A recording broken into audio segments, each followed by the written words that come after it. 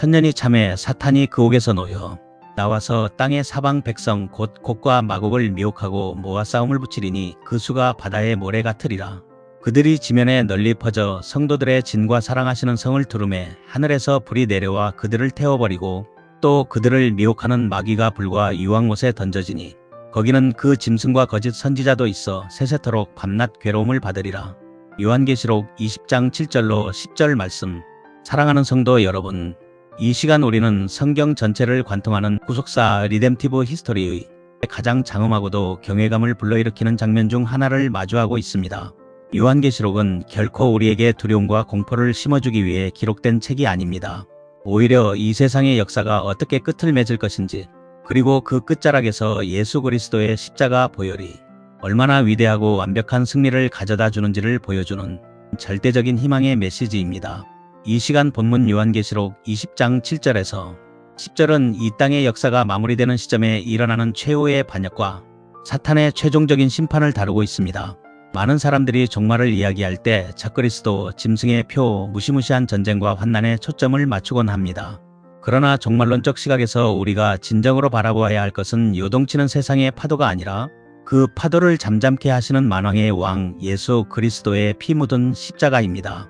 본문을 통해 우리는 인간의 깊은 죄성을 다시 한번 깨닫게 되며 오직 예수 그리스도의 십자가 은혜만이 우리를 구원할 수 있는 유일한 소망임을 확신하게 될 것입니다.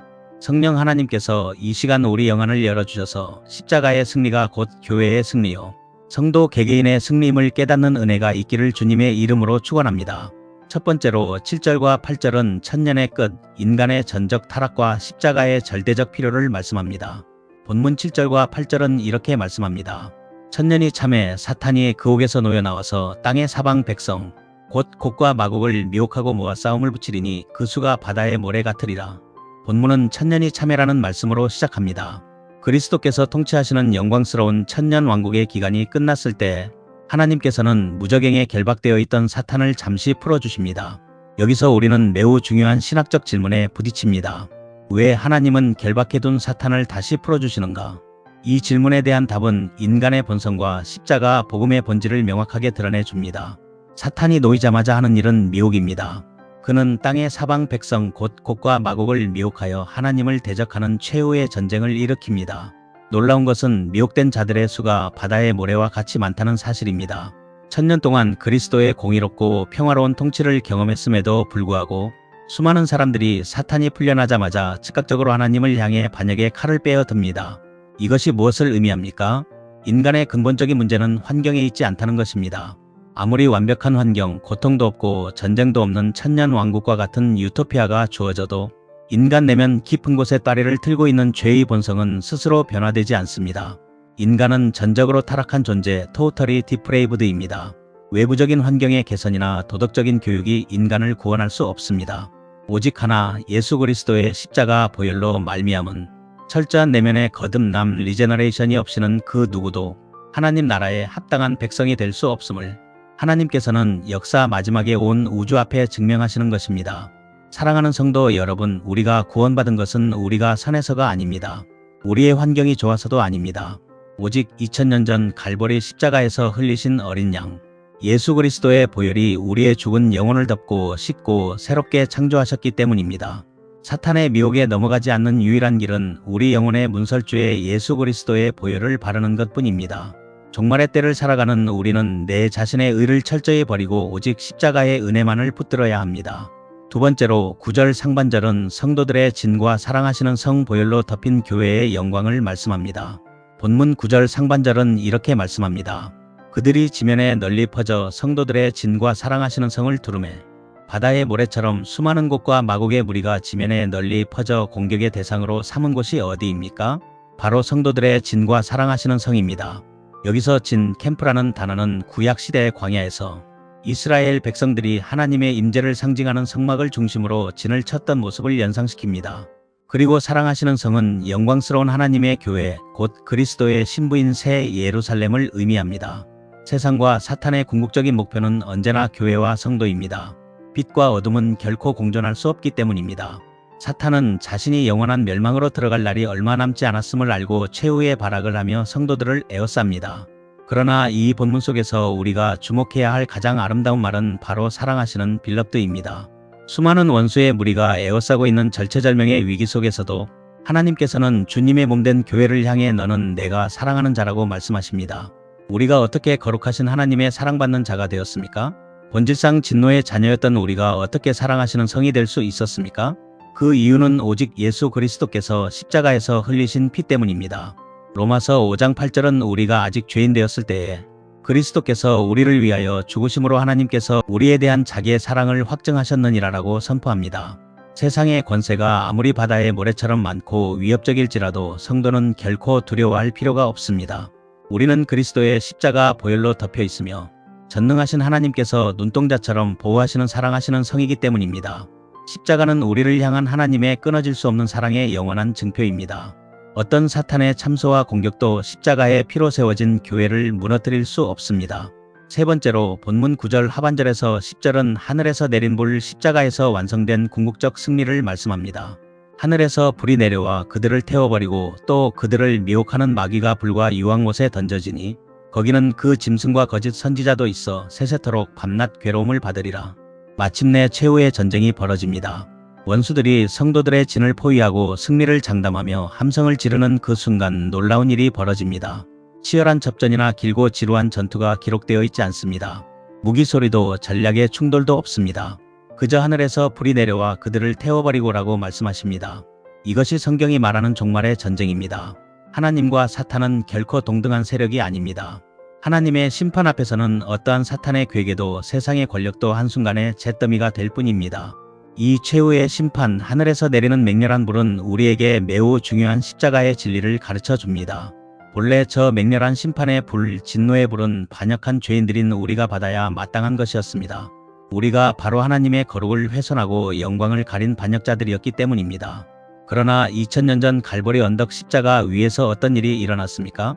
하늘에서 내려와야 할 무서운 진노와 심판의 불이 우리가 아닌 하나님의 독생자 예수 그리스도에게 쏟아졌습니다. 예수님은 십자가에서 하나님의 공의로운 진노의 불을 온몸으로 받아내셨습니다. 우리를 대신하여 속죄제물이 되신 것입니다. 나의 하나님 어찌하여 나를 버리셨나요? 하시는 십자가의 절규는 예수님께서 우리가 감당해야 할 영원한 불못의 고통을 십자가 위에서 대신 감당하셨음을 보여줍니다. 그 십자가의 대속 substitutionary atonement의 은혜가 있기에 이제 우리는 하늘에서 내리는 진노의 불을 두려워하지 않게 되었습니다. 그리스도 안에 있는 자에게는 결코 정죄함이 없습니다. 이어지는 10절은 사탄의 최종적인 운명을 선포합니다. 미혹하던 마귀는 마침내 불과 유황못에 던져집니다. 그곳은 이미 적그리스도인 짐승과 거짓 선지자가 있는 곳이며 그들은 거기서 세세토록 밤낮 괴로움을 받으리라고 성경은 단언합니다. 이 장면은 창세기 3장 15절 원복음 프로우도오벤젤리엄의 완전한 성취입니다. 여자의 후손은 내 머리를 상하게 할 것이요라는 하나님의 예언이 온전히 이루어진 것입니다.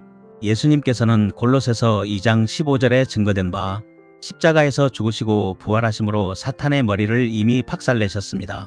십자가는 사탄의 권세를 무장해제시킨 결정적이고 영광스러운 승리입니다. 요한계시록 20장의 이 최후 심판은 십자가에서 이미 이루어진 승리가 가시적이고 최종적으로 온 우주 앞에 선언되는 집행의 순간일 뿐입니다. 말씀을 맺겠습니다. 사랑하는 성도 여러분, 이 시간 우리는 요한계시록 20장을 통해 최후의 반역이 어떻게 괴멸되는지 그리고 사탄이 어떻게 영원한 불못으로 던져지는지 확인했습니다. 이 장엄한 종말의 드라마 중심에는 인간의 어떠한 노력으로도 극복할 수 없는 죄의 문제를 완벽하게 해결하시고 사탄의 정수리를 밟아 깨뜨리신 예수 그리스도의 십자가 보혈이 흐르고 있습니다. 우리는 지금 그리스도의 초림과 재림 사이 거듭 말씀드리지만 이미 울레디와 아직 나트의 시 긴장 속을 살아가고 있습니다. 비록 사탄의 머리는 십자가에서 부서졌으나 그는 여전히 꼬리를 치며 택하신 자들이라도 미혹하려고 오는 사자처럼 두루 다니고 있습니다. 우리의 일상 속에서 죄의 유혹이 다가오고 세상의 거대한 힘이 교회를 에워싸는 것 같은 위기감을 느낄 때가 얼마나 많습니까? 그러나 오늘 본문은 우리에게 강력하게 촉구합니다. 첫째, 오직 십자가의 보혈만을 의지하십시오.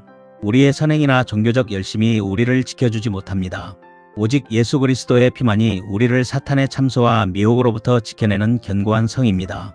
매일매일 그 보혈로 우리의 심령을 씻어내십시오. 둘째, 최후의 승리를 확신하며 영적 전투에서 담대하십시오.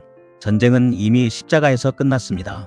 우리는 패배할지도 모르는 불안한 싸움을 하는 것이 아니라 십자가에서 승리하신 대장 되신 예수 그리스도의 뒤를 따라 승리가 확정된 싸움을 하고 있는 것입니다. 곡과 마곡이 바다의 모래처럼 몰려온다 할지라도 두려워하지 마십시오. 하늘의 불이 원수를 살을 것이며 우리는 사랑하시는 성 안에서 영원한 안식을 누릴 것입니다. 셋째, 복음의 증인으로 살아가십시오. 사탄과 그를 따르는 자들의 결말은 세세토록 밤낮 괴로움을 받는 영원한 불못입니다. 이 끔찍한 심판의 현실을 아는 자로서 우리는 아직도 사탄에게 미혹되어 사망의 길로 걸어가는 영혼들을 향해 십자가의 복음, 생명의 복음을 긴박하게 전해야 합니다. 종말을 살아가는 성도의 가장 위대한 무기는 십자가의 복음입니다. 사탄은 옥에 갇힐 날을 기다리는 패배자요, 예수 그리스도는 영원히 다스리시는 만왕의 왕이십니다. 이 예수 그리스도의 십자가 보혈의 은혜를 가슴에 깊이 새기고 세상 속에서 넉넉히 이기며 나아가는 거룩한 저와 여러분의 삶이 되시기를 주 예수 그리스도의 이름으로 간절히 축원합니다. 기도드리겠습니다. 하나님 아버지, 오늘 말씀을 통해 역사의 마지막 순간까지 우리의 유일한 소망이 오직 예수 그리스도의 십자가 보혈에 있음을 다시 한번 깨닫게 하시니 감사합니다. 바다의 모래 같은 세상의 유혹과 사탄의 거센 공격 속에서도 우리를 사랑하시는 성으로 부르시고 십자가의 은혜로 덮어 온전히 지켜주시니 진심으로 감사합니다. 주님, 우리가 요동치는 세상 앞에서도 결코 두려워하지 않게 하옵소서. 이미 십자가에서 사탄의 권세를 깨뜨리시고 완전한 승리를 이루신 대장 되신 예수님만 따라가며 매일매일 그 피 묻은 십자가만을 굳게 붙들게 하옵소서. 나아가 아직도 미혹 가운데 있는 영혼들에게 생명의 복음을 담대히 전하는 십자가의 증인으로 살아가게 하옵소서. 우리를 영원한 멸망에서 구원하시고 최후의 승리를 안겨주신 우리 주 예수 그리스도의 이름으로 기도드립니다. 아멘.